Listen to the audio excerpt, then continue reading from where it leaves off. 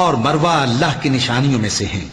तो जो शख्स खाने काबा का हज या उम्रा करे उस पर कुछ गुनाह नहीं कि दोनों के दरमियान चक्कर लगाए, बल्कि ये एक नेक काम है।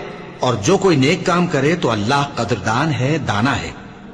जो लोग हमारे हुक्मों और हिदायतों को जो हमने नाजिल की हैं किसी गरज फासिद से छुपाते हैं, बावजूद कि हमने उनको लोगों के समझाने के लिए अपनी किताब में खोल खोल कर बयान कर दिया है, ऐसों पर अल्लाह और तमाम लानत करने वाले लानत करते हैं।